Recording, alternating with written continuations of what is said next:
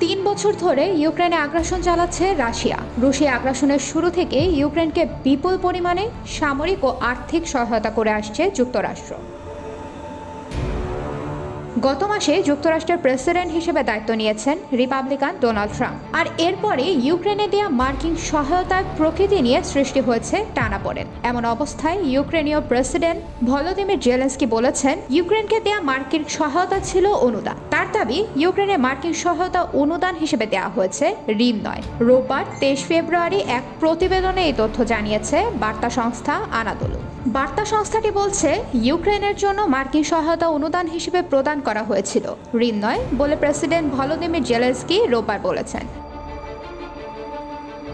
পূর্ব ইউরোপের এই দেশটিকে যুক্তরাষ্ট্রের দেয়া $500 বিলিয়ন সহায়তাকে ঋণ হিসেবে বিবেচনা করা উচিত, এমন দাবিও প্রত্যাখ্যান করেছেন তিনি। 3 বছর ধরে চলমান এই যুদ্ধের সময় ওয়াশিংটন কিয়েভকে $100 বিলিয়ন সহায়তা দিয়েছে বলে জেলেনস্কি একটি সংবাদ সম্মেলনে সাংবাদিকদের বলেছেন। তিনি আরও বলেন, তাদের এমন একটি চুক্তি স্বাক্ষর করতে হবে যা যুক্তরাষ্ট্র এবং ইউক্রেন উভয়ের জন্যই লাভজনক এবং উভয় পক্ষের জন্য সুখকর হবে। জেলেনস্কি বলেন, যদি এটি একেবারেই প্রয়োজন হয় তাহলে তিনি তার পদটি ছেড়ে দেওয়ার জন্য প্রস্তুত, এবং সেটি হলে তা তিনি কেবল ন্যাটো সদস্য পদের বিনিময় করতে পারবেন। তিনি আরও বলেন, মার্কিন প্রেসিডেন্ট ট্রাম্প তাকে স্বৈরশাসক বলে অভিহিত করায় তিনি ক্ষুব্ধ হননি।